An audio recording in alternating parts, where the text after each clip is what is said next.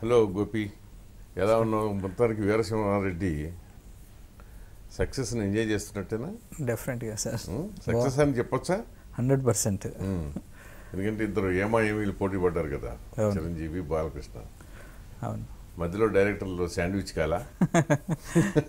లేదండి, అంటే first day నుంచి కూడా వీఆర్ వెరీ కాన్ఫిడెంట్ అండి. షూట్ స్టార్ట్ అయినప్పటి నుంచి కూడా ఈవెన్ మా ప్రొడ్యూసర్స్ కూడా వెరీ కాన్ఫిడెంట్. 2 ప్రాజెక్టుల మీద వాళ్ళు అలానే కాన్ఫిడెంట్గా ఉన్నారు. అందుకనే సంక్రాంతికి 2 సినిమాలు వచ్చినా పర్లేదు, 2 బ్లాక్ బస్టర్లు అవుతాయని ఒక నమ్మకం.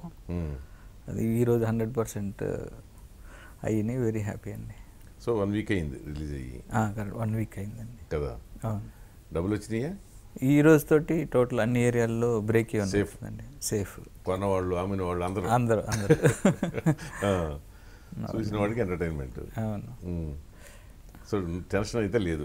టెన్షన్ ఏం లేదు. కానీ ఇప్పుడు దాకా గోపిచంద్ తీసిన సినిమాలంటే ఒక రకమైన ఇది ఉంది, కొంచెం కామెడీ కూడా ఉంటుంది, అంత ఫన్గా, కొంచెం యాక్షన్ ఓరియంటెడ్. అవును. ఈ 2 ఎక్కువ రవితేజతో కదా. Out of 6 3 Ravi Teja. అవును, 3 ఫిల్మ్స్ చేశాను.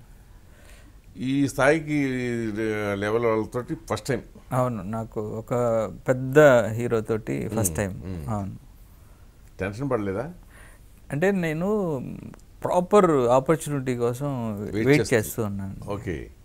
నాకు అంటే చేసుకుంటూ వెళ్తున్నాను సినిమాలు. రవి గారితో వరుసగా చేసిన 3 సినిమాలు మంచి హిట్లు. అన్ని హిట్లు, క్రాక్, మరి క్రాక్, బ్లాక్ బస్టర్.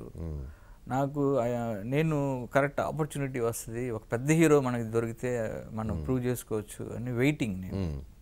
ఆ టైంలో రైట్ టైంలో బాలకృష్ణ గారి సినిమా నా దగ్గరికి రావటం.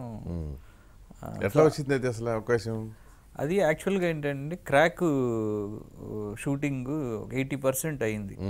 80% షూటింగ్ అయిన తర్వాత పాండమిక్ వచ్చింది. కరెక్ట్గా మేము మార్చి 22nd, 23rd నుంచి లాక్డౌన్ స్టార్ట్ అయిన తర్వాత మళ్ళీ అప్ టు అక్టోబర్, నవంబర్ వరకు షూటింగ్లు అన్నీ అయిపోయినాయి. టోటల్గా లాక్డౌన్. ఆ పీరియడ్లో గ్యాప్ టైంలో ఫ్యామిలీతో ఉన్నాము, టీవీల్లో చూస్తున్నాము, ఎంత ఉన్నా నెక్స్ట్ ఏంటి మనం అనే దాంట్లో ఒక 2 స్క్రిప్ట్లు రెడీ చేసుకున్నానండి సొంతంగా. మా టీం ఉన్నారు, నా క్రాక్ చేసిన టీం ఎవరైతే ఉన్నారో వాళ్ళతో కూర్చొని చేసినప్పుడు అప్పుడు బాలకృష్ణ గారితో చేద్దాము అని ఒక కథ ఒకటి అనుకోవటం, తర్వాత అలానే పవన్ కళ్యాణ్ గారితో చేద్దాం అని ఒక కథ అనుకోవటం. ఈ 2 లైన్లు నేను రెడీ చేసి పెట్టుకున్నాను. తర్వాత మళ్ళా రెజ్యూమ్ అయింది షూట్ నవంబర్ నుంచి. అప్పటికి మాకు ఇంకో 20 రోజులే షూటింగ్ ఉంది బ్యాలెన్స్. క్రాక్ది ఒక 2 సాంగ్స్, ఒక 5 రోజులు టాకీ ఉంది. ఈ జరుగుతూ మేము జనవరి 9 డేట్ ఇచ్చామండి. నేను ఇంక పోస్ట్ ప్రొడక్షన్ దీంట్లో ఉన్నాను, షూటింగ్ ఫినిష్ చేసి. నాకు డిసెంబర్ 20th సడన్గా మైత్రి నవీన్ గారు ఫోన్ చేశారు. చేసి ఇట్లా నిన్న మైత్రి మూవీస్ నవీన్ మాట్లాడుతాను, మీరు ఫ్రీ ఉంటే ఒక 10 minutes కలుద్దాం అంటే ఓకే సార్ అని వెంటనే వెళ్ళి కలిశాను. వాళ్ళ ఇంట్లో వెళ్ళి కలిశాను. కలవంలోనే జస్ట్ మీతో మేము సినిమా చేద్దాం అనుకుంటున్నాం అండి, అది బాలయ్య బాబుతో చేద్దాం అనుకుంటున్నాం అండి. సార్ నేను కూడా బాలయ్య బాబుతో చేయాలని చూస్తున్నాను సార్, కరెక్ట్ రైట్ టైంలో. అంటే క్రాక్ రిలీజ్కి ముందే వాళ్ళు నన్ను నమ్మి నా దగ్గరకు వచ్చి బాలయ్య బాబు సినిమా చేద్దామని ఫిక్స్ చేసేసారు. ఇమ్మీడియట్గా అడ్వాన్స్ ఇవ్వటం, ఆ రోజే మొత్తం అడ్వాన్స్ ఇవ్వటం, మనం బాలయ్య బాబుతో చేస్తున్నాం అని ఫిక్స్ అయింది. ఇప్పుడు క్రాక్ రిలీజ్ అయింది జనవరి 9. బ్లాక్ బస్టర్ అయింది. అవును. ఇమ్మీడియట్గా నెక్స్ట్ వితిన్ 10 daysలో నవీన్ గారు, నేను, తర్వాత మైత్రి, మన రవి గారు బాలయ్య బాబుని కలవటం జస్ట్ 5 minutesలో ఓకే అయిపోయింది. ఆ రోజు నుంచి కూడా నాకు వెయిటింగ్, ప్రాపర్ ఆపర్చునిటీ కోసం వెయిటింగ్. సో 100% నా కాన్ఫిడెన్స్ బాగా ఉపయోగపడింది. క్రాక్ అనేది ఇంకా అన్నిటికీ సక్సెస్ మీకు ఈ హీరోలను కూడా ఇంప్రెస్ చేసింది, పెద్ద హీరోలను కూడా. కరెక్ట్ అండి, అంతే కదా. 100%. అంటే నాకు అప్పటి నుంచి నేను ఈగర్లీ వెయిటింగ్, ఒక మంచి పెద్ద హీరో మనకు దొరికితే మనం ప్రూవ్ చేసుకోవచ్చు, ఇంకో జానర్లోకి, ఇంకో లెవెల్కి వెళ్ళిపోవచ్చు. అవును, అది నా కరెక్ట్ రైట్ టైంలో రైట్ ఫిల్మ్ పడింది. సో ఏ రోజు టెన్షన్ లేదు నాకు, అంటే టోటల్ ఫోకస్డ్గా అక్కడే ఉన్నా నేను.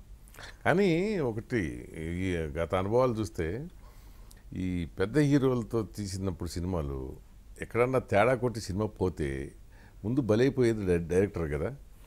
అంటే ఇప్పుడు ఎగ్జాంపుల్ ఆచార్య, కొరటాల శివ అప్పుడు దాకా పాపం ఆయన ఇట్లాగా మీలాగా 5 6 ఎన్నో తీసినట్టున్నాడు. వరుస అన్నీ ఇట్లే, అన్ని హిట్లు. Same like you. అదే ఆ సినిమాతో ఆయనకి ఒక రకంగా కొంచెం గ్రహణం పట్టినట్టు అయిపోయింది. అంటే ఇంపాక్ట్ అంతా అతని మీద పడిపోయింది. ఆ భయం లేకుండా ఉండిందిగా మీకు? అంటే అండి డైరెక్టర్స్కి ప్రతి సినిమా ఫస్ట్ సినిమానే అండి. Of course. అది ఎలా అంటే ఇప్పుడు నేను వీరసింహారెడ్డి సక్సెస్ ఇచ్చాను, లేకపోతే దాని ముందు క్రాక్ ఇచ్చాను. క్రాక్ అనేది జస్ట్ ఒక 15 రోజులు మాత్రమే కనిపిస్తుంది ఆ సక్సెస్, ఆ బ్లాక్ బస్టర్. 15వ రోజు తర్వాత నుంచి నెక్స్ట్ ఏంటి, నెక్స్ట్ ఇంకో సినిమా, అంతేగా. ఆ సినిమాని మళ్ళా 1 నుంచి స్టార్ట్ అయ్యి వెళ్ళాలి. సో సక్సెస్ అనేది 15 రోజులు 20 రోజుల తర్వాత మళ్ళీ పరీక్షకి ప్రిపేర్ అవ్వటం, నెక్స్ట్ ఎగ్జామ్కి ప్రిపేర్ అవ్వటం. సో ప్రతిదీ కూడా ఫస్ట్ ఫిల్మ్ లాగానే మనం భావించాలి. వెనకున్న సక్సెస్ బ్యాగేజ్ని అక్కడే వదిలేసి మళ్ళీ ఫ్రెష్గా ఎంటీ బ్యాగ్తో బయలుదేరాలి. కరెక్టే, కానీ ఎక్స్పెక్టేషన్ వేరుగా ఉంటుందిగా. ఎక్స్పెక్టేషన్స్ పెరుగుతూ ఉంటాయి డెఫినెట్గా. ఇప్పుడు క్రాక్ తర్వాత క్రాక్ బ్లాక్ బస్టర్ అయింది. క్రాక్ తర్వాత నేను బాలయ్య బాబుతో చేస్తున్నా, ఆయన అఖండ బ్లాక్ బస్టర్ తర్వాత ఆయన చేస్తున్నారు. అవును. సో ఈ రెండు కలిసినప్పుడు ఆడియన్స్ ఎక్స్పెక్టేషన్స్ లెవెల్ పీక్ లెవెల్కి వెళ్ళిపోయింది ఆల్రెడీ. మేము ఫస్ట్ లుక్ రిలీజ్ చేసిన దగ్గర నుంచి ఈ సినిమా మీద ఒక ఎక్స్పెక్టేషన్ స్టార్ట్ అయిపోయింది. అది ప్రతి క్షణం ఉంటా ఉండేది, మనం చూస్తూ ఉన్నాం ఆ వైబ్రేషన్ ఎలా వెళ్తుంది అని. సో 100% కాన్ఫిడెంట్గానే చేసుకుంటూ 100% కొడతాం. మనకు వచ్చిన ఆపర్చునిటీ ఇది, ఒక పెద్ద హీరోని మనం ఎలా డీల్ చేస్తాం అని. అంటే ఇద్దరు భిన్న నేపథ్యం ఉన్న వాళ్ళు ఒకేసారి రిలీజ్ అయిన సినిమాలు. ప్రొడ్యూసర్లో ఒకటే, మైత్రి మూవీసే. అసలు అదే ఒక రకమైన కొత్త బరవడి. ఒకే నిర్మాణ సంస్థ, వాళ్ళ సొంత సినిమాలు, ఇద్దరు టాప్ హీరోలు ఒకే పండగకి రిలీజ్ చేయటం. డెఫినెట్గా దాని మీద టెన్షన్ అనేది ఎవరికైనా ఉండి తీరుతుంది. మీకే కాదు, చిరంజీవికి ఉంటుంది, బాలకృష్ణ కూడా ఉంటుంది టెన్షన్. ఏదైనా ఒకటి వెనకబడిపోయిందంటే అది వాళ్ళు ఫీల్ అవుతుంటారు కదా లోపల. దానికి తోడు ఈ సోషల్ మీడియా పుణ్యం అంటూ ఈ కులం ఆ కులం అని చెప్పి కులపరంగా హీరోలను వెనకేసుకురావటం, ఆ ముసుగులో వేరే పార్టీ వాళ్ళ సోషల్ మీడియా వాళ్ళు ఎంటర్ అయ్యి ఇంకా అగ్నికి ఆజ్యం తోడైనట్టు మంటలు పెట్టేశారు. ఆ పరిస్థితి చూసినప్పుడు ఎట్లా అనిపించింది అసలు మీకు?